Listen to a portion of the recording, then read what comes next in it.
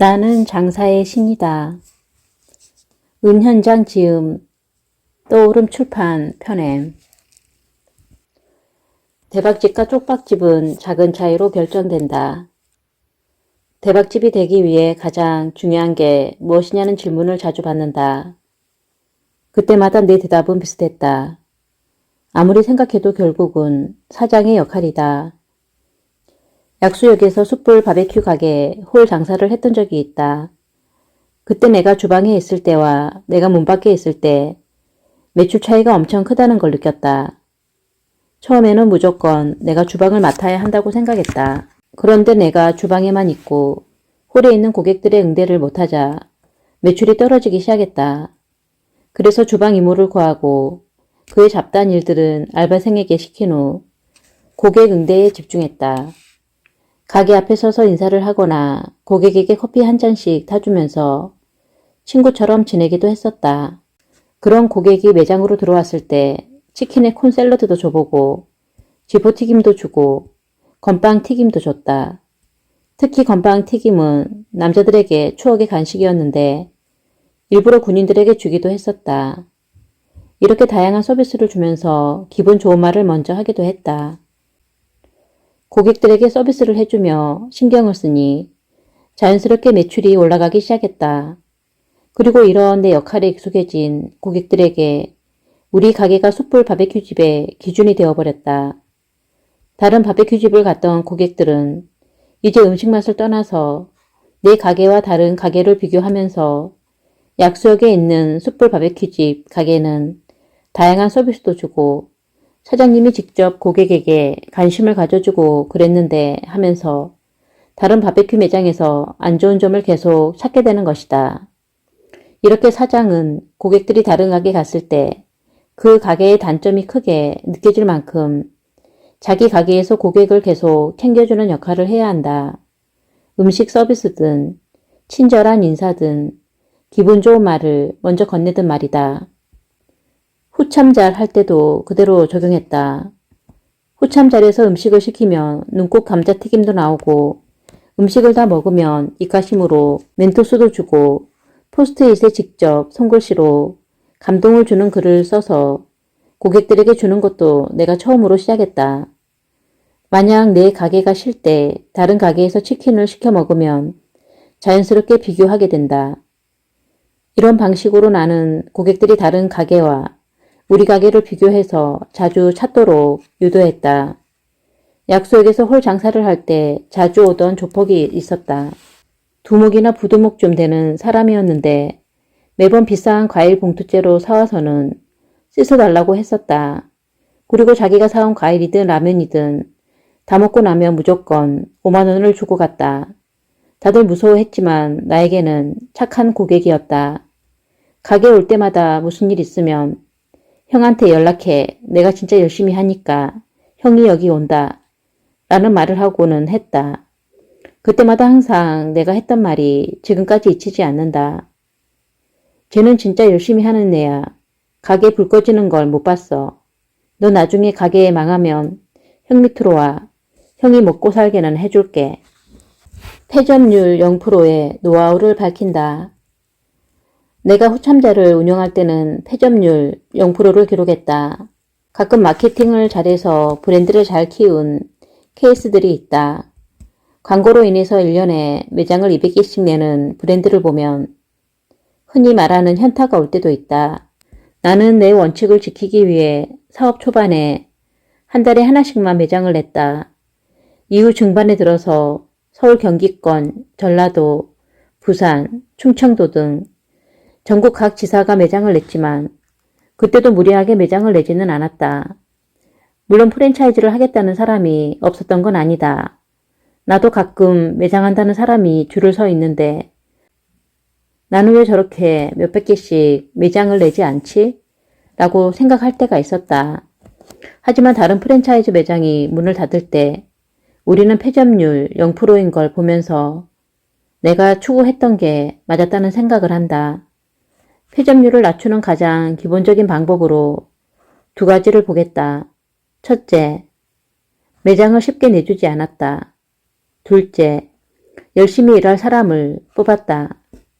나는 자기 관리를 잘하는 사람을 우선시했는데 대부분 자기 관리조차 못하는 사람은 매장 관리도 못하는 경우가 많았다.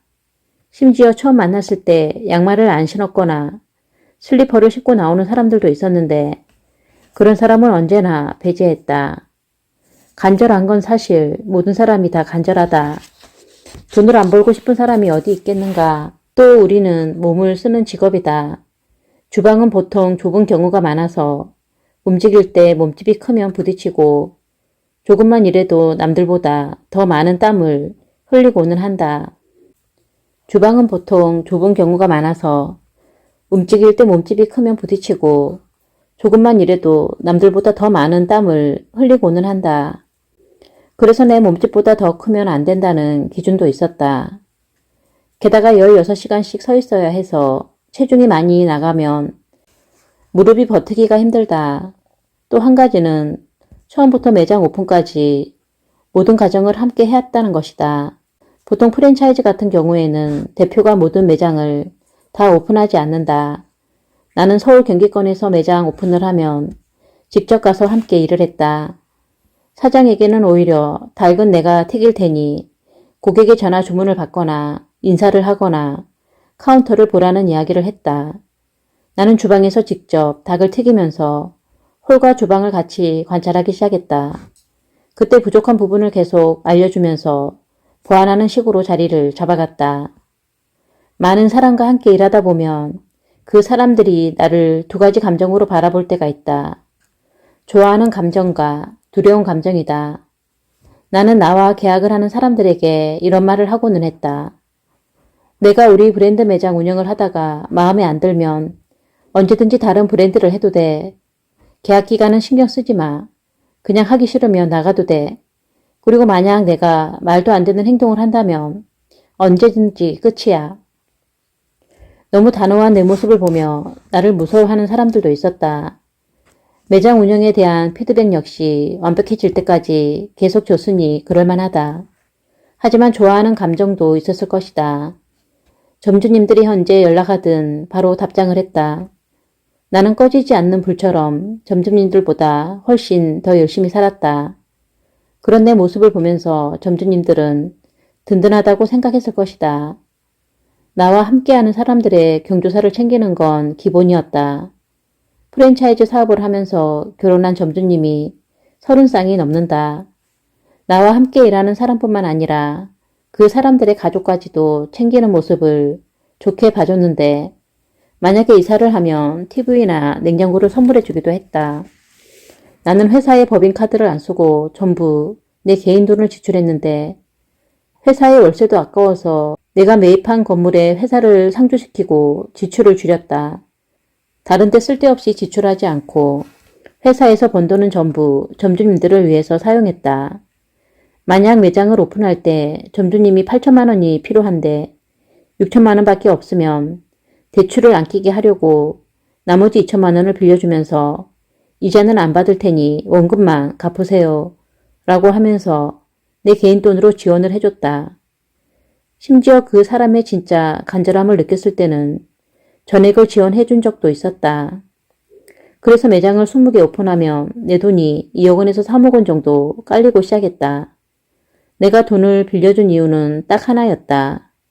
그 사람들은 내 브랜드를 보고 왔겠지만 나는 그 사람들을 내가 직접 선택했기 때문에 도와줬고 그 사람들이 빌려준 돈을 갚을 것이라는 확신이 있었다. 그 정도 확신도 없었으면 매장을 내주지 않았을 테니까 그들을 그만큼 신뢰했다. 그때 함께했던 사람들과는 지금까지 만나고 있다. 최근에도 3억을 빌려주고 왔다. 청약에 당첨됐다는데 안 해줄 수가 없었다. 나와 함께 워낙 열심히 일했던 사람이었기 때문이다. 내가 이룬 폐업률 0%의 비결은 이렇다. 첫째, 매장을 쉽게 내주지 않았다. 둘째, 자기관리가 된 사람들을 뽑았다. 셋째, 간절함이 있는 사람들을 뽑았다. 넷째, 매장이 천천히 늘어나더라도 탄탄히 쌓았다. 네 가지 요소와 함께 일하는 사람들에게 때로는 두려운 사람이 되기도 하고 때로는 좋은 사람이 되기도 한 것이 회업률 0%로 이어졌다고 생각한다. 목숨을 걸어야 큰돈을 벌 수 있다. 노력만으로 해낼 수 있는 건 무엇이든 목숨을 걸면 다 해낼 수 있다. 로또 당첨은 내가 아무리 애를 써도 행운이 따라주지 않으면 실현되지 않는다. 하지만 노력으로 이룰 수 있는 것은 행운이 없어도 내가 얼마나 노력하느냐에 따라 얼마든지 이루어질 수 있다. 목숨을 걸면 돈 벌기는 아무것도 아니다.